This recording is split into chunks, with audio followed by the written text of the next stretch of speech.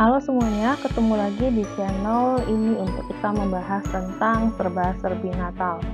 Ya, seperti yang kita tahu, umat Kristiani ketika merayakan hari Natal, hari raya kelahiran Tuhan Yesus Kristus, biasanya umat Kristiani akan menggunakan beberapa ornamen dalam memeriahkan perayaan Natal. Di antaranya adalah Christmas tree atau pohon Natal. Lalu ada juga Sinterklas, dan juga ada tumbuhan yang bernama mistletoe. Nah, saat ini kita akan bersama-sama mempelajari asal-usul kenapa Christmas tree, Sinterklas, dan mistletoe dijadikan sebagai ornamen dalam Natal. Lalu kita akan melihat apakah ketiga serba-serbi Natal ini sebenarnya perlu atau tidak untuk ada di dalam sebuah perayaan Natal.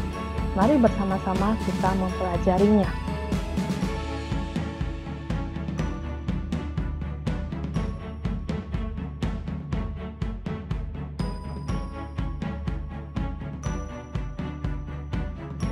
Nah, yang pertama adalah Christmas tree atau pohon Natal. Apakah Christmas tree sebenarnya perlu ataukah sesuaikah dengan semangat Natal sehingga Christmas tree harus ada ketika kita merayakan perayaan Hari Raya Natal? Nah, untuk diketahui, ide untuk menggunakan pohon Natal masuk ke Inggris dari kepercayaan orang-orang Eropa sebelum mereka menjadi Kristen. Nah, ada yang namanya suku bangsa Celtic dan suku bangsa Teutonic. Mereka menghormati pohon-pohon ini oleh karena ketika musim dingin, pohon-pohon ini adalah pohon yang tidak mati. Mereka menjadikan pohon cemara sebagai simbol kehidupan kekal. Lalu, pohon ini disembah. Pohon cemara disembah sebagai janji akan kembalinya sang matahari. Lalu kemudian, beberapa orang terpelajar kemudian mengangkat pohon ini yang merupakan lambang kehidupan bagi penyembah berhala menjadi lambang juru selamat. Jadi, sebenarnya pohon cemara diadopsi dari konsep penyembahan berhala dari suku Celtic dan suku Teutonic. Ketika mereka percaya kepada Tuhan Yesus Kristus, maka mereka yang dulunya menyembah dewa matahari dan mereka dulunya menyembah pohon cemara ini, akhirnya mengalihkan penyembahan itu kepada Tuhan yang mereka sembah, yaitu Yesus Kristus. Maknanya diberikan makna yang sama, karena Tuhan Yesus lahir memberikan pengharapan. Tuhan Yesus lahir memberikan kehidupan kekal, sama seperti pohon cemara yang awalnya mereka maknai demikian.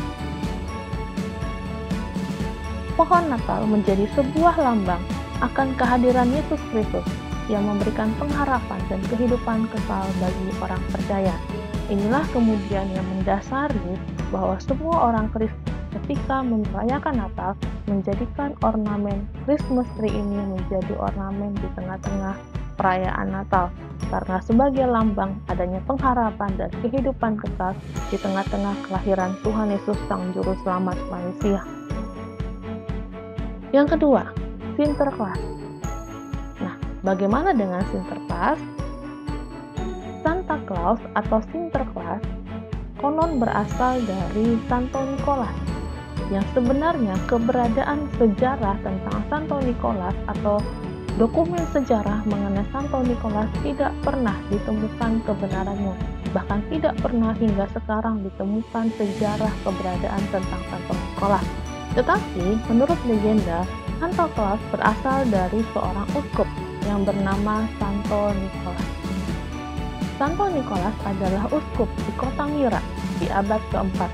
Kemudian, Santo Nikolas pernah dipenjara pada masa pemerintahan Kaisar Diocletian, lalu dibebaskan pada masa pemerintahan Kaisar Konstantin yang Agung. Santo Nikolas juga digambarkan sebagai uskup yang ramah dan suka menolong anak-anak dan orang miskin. Keramahannya dalam sebuah legenda juga dibumbui dengan berbagai macam mukjizat-mukjizat. Hal inilah yang kemudian membuat figur Santo Nikolas berkembang. Kemudian di Belanda, berkembanglah cerita Sinterklas yang menggambarkan orang tua berjanggut putih panjang yang menaiki kuda terbang untuk membagi hadiah kepada anak-anak yang baik pada tanggal 5 Desember melalui cerobong asap. Kemudian, Di abad 17, dibawalah legenda tentang Sinterklas ke benua Amerika dan kemudian dikenal dengan nama Santa Claus yang berjanggut putih, memakai mantel dan topi warna merah dan menaiki kereta terbang yang ditarik oleh 8 rusa kutub. Legenda ini mencapai bentuknya pada abad 19 yang kemudian dirayakan dengan pemberian hadiah di malam Natal, 24 Desember malam. Dan figur rusa ke-9 bernama Rudolf yang memiliki hidung merah diperkenalkan pada tahun 1939. Nah, inilah sejarah adanya ornamen Natal Sinterklas. Konsep membagikan hadiah di hari Natal berasal dari uskup ini yang suka membagikan hadiah kepada orang-orang miskin dan anak-anak kecil. Yang ketiga, mistletoe. Mistletoe adalah sebuah nama tumbuhan. Konon, tumbuhan mistletoe ini adalah tanaman yang dulunya dipercaya memiliki kekuatan magis dan juga dapat digunakan sebagai obat. Anehnya, tumbuhan mistletoe dikenal dengan tumbuhan digantung di sebuah pintu, lalu kemudian ada pasang kekasih yang berciuman di bawah pohon mistletoe, maka diyakini pasangan ini akan kemudian menikah. Nah, mengenai cerita mistletoe kemudian dipopulerkan oleh seorang artis yang bernama Justin Bieber, yang kemudian dia membuat sebuah lagu dan menyanyikannya dengan judul Mistletoe. Akhirnya, kita sampai kepada pertanyaan, apakah Christmas tree, Santa Claus, dan mistletoe adalah ornamen yang sebenarnya berhubungan dengan Natal? Atau pantaskah, layakkah ketiga ornamen ini ada dalam sebuah perayaan Natal? Mari kita melihat kembali. Pertama, Christmas tree atau pohon Natal. Seperti yang disampaikan sebelumnya, bahwa pohon Natal ini memiliki makna berikan kehidupan kekal, karena pohon ini satu-satunya pohon yang tidak mati pada musim dingin. Apakah pohon Natal atau Christmas tree ini kita gunakan pada hari Natal?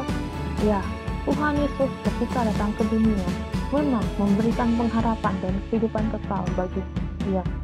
Jadi, apakah kita boleh menggunakan ornamen pohon Natal dalam sebuah perayaan Natal? Tentu saja jawabannya boleh. Yang kedua, Sinterklas.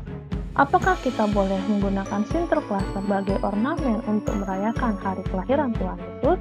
Nah, di sini kita melihat yang pertama, sebenarnya legenda Santo Nikolas tidak pernah ditemukan kebenarannya.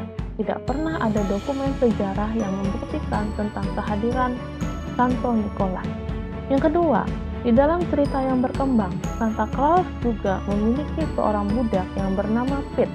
Budak itu digambarkan dengan seorang yang berkulit hitam.